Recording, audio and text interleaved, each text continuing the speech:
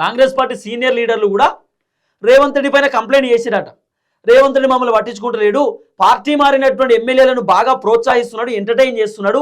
మరి original Congress party లీడర్లు మేము సఫర్ అవుతున్నాం, ఒరిజినల్ కాంగ్రెస్ పార్టీ లీడర్లకు ఏ పదవులు వస్తలేవు, రేవంత్ రెడ్డి ఇష్టం ఉన్న వాళ్ళకే పదవులు ఇస్తున్నాడు, ఇష్టానుసారంగా వ్యవహరిస్తున్నాడు, ఆయన చెప్పిందే వేదం లెక్క నడుస్తూ ఉంది, మాకు వర్కౌట్ కాదు, మేము రాజీనామా చేస్తామని కూడా చాలా మంది కాంగ్రెస్ పార్టీ ఒరిజినల్ లీడర్లు సీనియర్ లీడర్లు కూడా హైకమాండ్కు చాలాసార్లు తెలియజేసే కార్యక్రమం చేసిరట.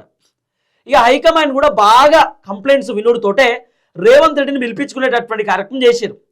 పిలిపించుకొని ఈరోజు రేవంత్ రెడ్డికి హైకమాండ్ క్లాస్ వీకబోతున్నట్టుగా వినబడుతున్నటువంటి చర్చ. మరి ఏ అంశం పైన అంటే ఫస్ట్ రేవంత్ రెడ్డి పైన మంత్రులు ఇచ్చినటువంటి కంప్లైంట్లు. ఇన్ని కంప్లైంట్లు ఉన్నాయి, అసలు మీ వ్యవహారం ఏంది? ఇంతమంది ఎందుకు కంప్లైంట్లు ఇచ్చిర్రు? మీకు పొంగులేటితో పంచాయతీ ఏంది, ఉత్తమ్తో పంచాయతీ ఏంది, బట్టితో పంచాయతీ ఏంది, కోమటిరెడ్డితో పంచాయతీ ఏంది, పొన్నం ప్రభాకర్తో పంచాయతీ ఏంది, శ్రీధర్ బాబుతో పంచాయతీ ఏంది, కొండా సురేఖతో పంచాయతీ ఏంది, ఈ మంత్రులతో మీకేం సమస్య? ఇవన్నీ హైకమాండ్ రేవంత్ రెడ్డిని అడిగే కార్యక్రమం చేయవచ్చు అనేది ఒక చర్చ. రెండవది, మంత్రులు చెప్పినా కూడా ఎందుకు వింటలేరు? మంత్రులు మీకంటే సీనియర్ కదా, వాళ్ళు చెప్తే కూడా మీరు ఎందుకు పట్టించుకుంటలేరు? ఎమ్మెల్యేలకు ఎందుకు అపాయింట్మెంట్ ఇస్తలేరు? పార్టీ మారినటువంటి ఎమ్మెల్యేలను ఎందుకు ప్రోత్సహిస్తున్నారు? ఒరిజినల్ కాంగ్రెస్ పార్టీ ఎమ్మెల్యేలకు పదవులు ఒరిజినల్ కాంగ్రెస్ పార్టీ లీడర్లకు పదవులు ఎందుకు ఇస్తలేరు? ఒరిజినల్ పార్టీ లీడర్ మిమ్మల్ని గెలవనీకి వస్తే ఎందుకు పట్టించుకుంటలేరు?